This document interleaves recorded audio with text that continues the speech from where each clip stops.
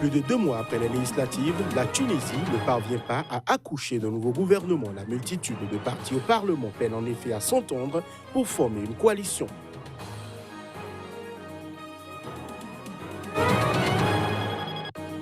Les chefs d'État de la force régionale du G5 Sahel se sont réunis ce dimanche pour un sommet extraordinaire au Niger. Objectif, coordonner leur réponse à l'attaque djihadiste qui a tué 71 militaires.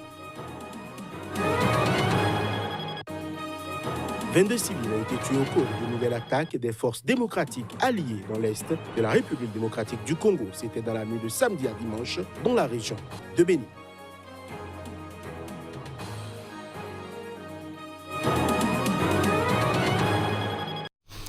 Nouveau journal sur Sika. Bienvenue à chacun, bienvenue à tous. Plus de 2 mois après les législatives, la Tunisie ne parvient toujours pas à accoucher d'un nouveau gouvernement. La multitude de partis au Parlement peine à s'entendre pour former une coalition au risque de retarder davantage les réformes indispensables à la relance de l'économie. Arrivé en tête des législatives du 6 octobre dernier, le parti d'inspiration islamiste Ennahda a désigné mi-octobre un de ses compagnons de route, Habib Djemli, pour diriger ce nouveau cabinet.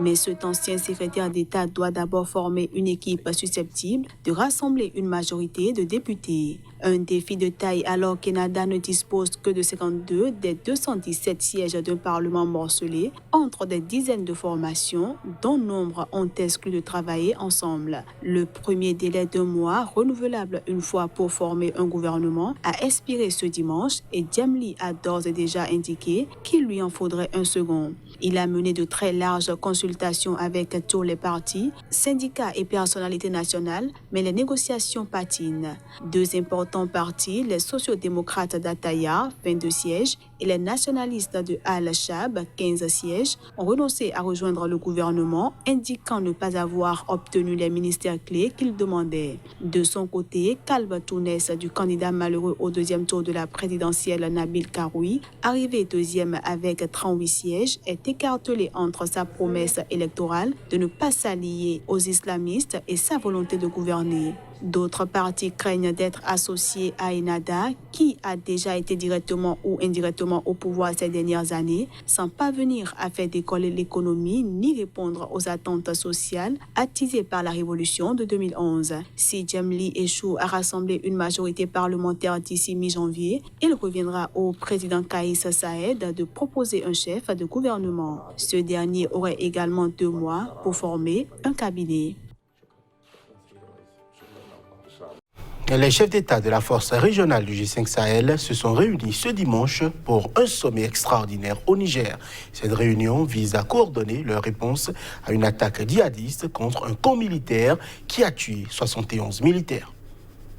Initialement prévu à Ouagadougou pour préparer le sommet de Pau en France, le sommet exceptionnel des chefs d'État du G5 Sahel ce dimanche a été relocalisé au Niger par solidarité pour le pays qui a perdu 71 soldats lors d'une attaque terroriste la semaine dernière. La menace des organisations terroristes et criminelles sur les pays du Sahel s'aggrave.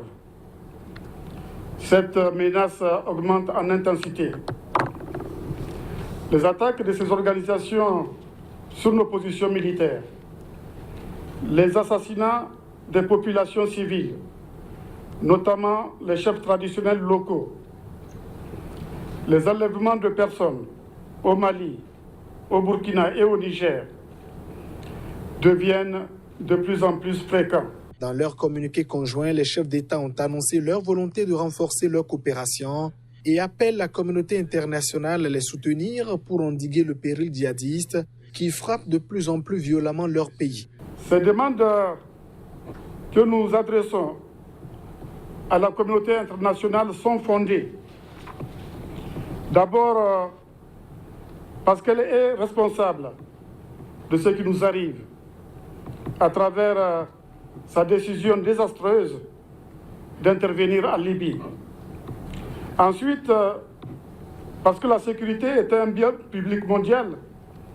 Les peuples du Sahel, nos peuples, ne doivent pas être seuls à supporter le lourd fardeau de la guerre. Ce sommet a lieu 5 jours après la sanglante attaque du camp militaire d'Inat dans l'ouest du Niger, dans laquelle 71 Nigériens ont été tués. Le président burkinabé, ses homologues nigériens Mahamadou Issoufou, malien Ibrahim Boubacar Keïta et tchadien Idriss Déby Itno se sont brièvement recueillis devant les 2 rangées de tombes alignées sur plusieurs dizaines de mètres, fraîchement recouvertes de monticules de terre ocre dans le carré des martyrs de la base aérienne 101 de l'armée nigérienne à Niamey, où les soldats ont été enterrés vendredi dernier.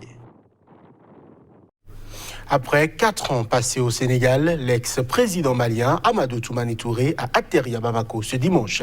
L'ex-président et ses proches sont rentrés à Bamako à bord de l'avion présidentiel malien que l'actuel président Ibrahim Boubacar Keïta avait spécialement dépêché à Dakar pour les ramener. L'ancien président Amadou Toumani Touré est définitivement de retour au Mali. Victime d'un coup d'État en mars 2012, il avait quitté le pays pour un long exil au Sénégal. Arrivé avec sa famille à Bamako ce dimanche, Amadou Toumani Touré, dit ATT, a été accueilli par le Premier ministre et le ministre de l'Intérieur. D'un geste de la main, il a salué la foule venue l'accueillir. Son retour fait suite à l'appel lancé par le président Ibrahim Boubacar Keïta lors de la cérémonie de lancement de la Journée nationale des communes. Le moment est venu de dire à notre jeune frère Amadou Toumani Touré de revenir au Mali.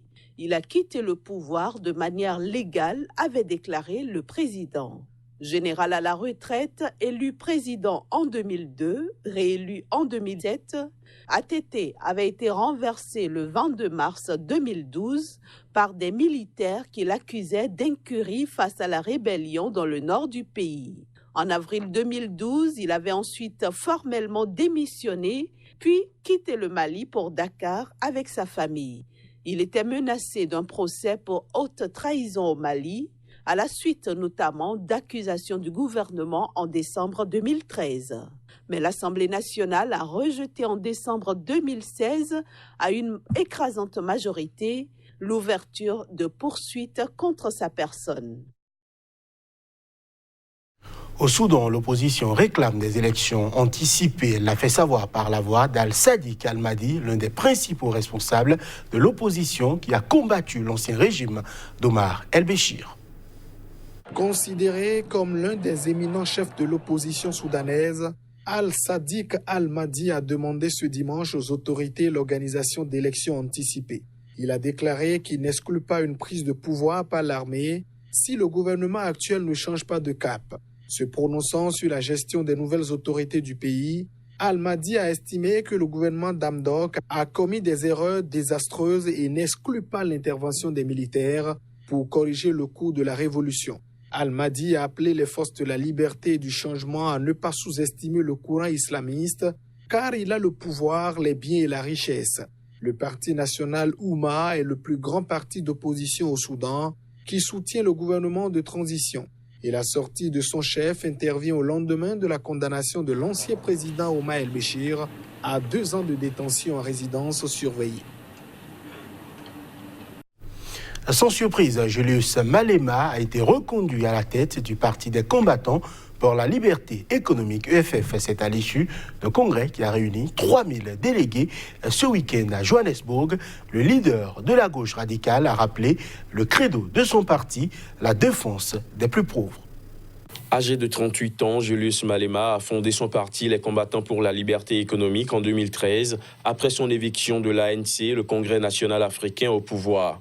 Toujours coiffé de son béret rouge de commandant en chef du mouvement, il se présente comme le défenseur des plus démunis et prône la redistribution des richesses au profit de la majorité noire du pays, dont la situation s'est peu améliorée un quart de siècle après la chute de l'apartheid. Sa rhétorique anticapitaliste et volontiers anti-blanc, notamment en faveur de l'expropriation sans indemnisation des terres détenues en majorité par la minorité blanche, lui a valu de multiples poursuites devant la justice. Lors des élections générales de mai dernier, son parti a réuni près de 11% des suffrages, en nette hausse par rapport au scrutin précédent, et ont augmenté de 25 à 44 le nombre de ses députés au Parlement du Cap. Nous représentons ici les pauvres et les opprimés, a réaffirmé samedi Julius Malema en ouvrant le congrès de son parti. Les cicatrices du colonialisme et de l'apartheid sont toujours là. L'échec à changer les structures de la propriété dans notre économie et à rendre la terre à notre peuple ont abouti à ce que notre peuple dispose de droits politiques, mais pas de liberté économique, a-t-il lancé sous les applaudissements. Le Congrès des combattants pour la liberté économique est perturbé par une polémique née de son refus d'accréditer plusieurs médias locaux, dont un site d'information en ligne qui a publié plusieurs articles accusant des chefs du parti de détournement de fonds. Aucun autre parti de l'Afrique du Sud post-apartheid n'a été autant considéré comme un ennemi de la société que le nôtre, a déploré Malema en tribune, qualifiant en les niant les accusations de corruption de tempête dans un verre d'eau. Par solidarité avec les médias interdits, la chaîne d'information NCA a décidé de suspendre sa couverture du Congrès. 22 civils ont été tués au cours d'une nouvelle attaque des forces démocratiques alliées ADF dans la nuit de samedi à dimanche dans la région de Béni, dans l'est de la République démocratique du Congo. Les habitants y critiquent l'inefficacité du renforcement des opérations de l'armée régulière.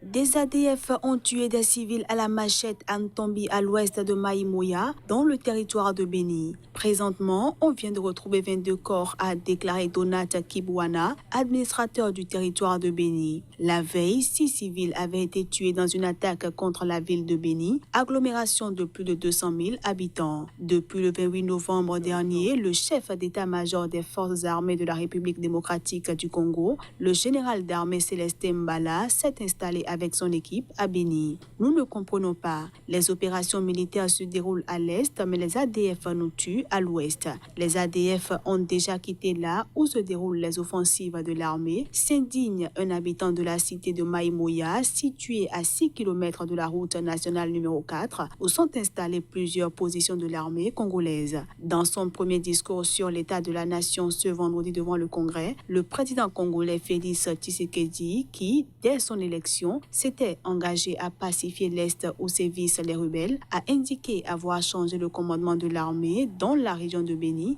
et avoir relevé 11 000 soldats positionnés dans cette zone par 22 000 militaires fraîchement formés. Mais en raison de l'intensité des attaques contre la population, des voix au sein de la société civile du territoire de Béni exigent une évaluation des opérations engagées depuis le 30 octobre par l'armée congolaise. Et voilà qui met un terme à cette édition que nous vous remercions d'avoir suivi.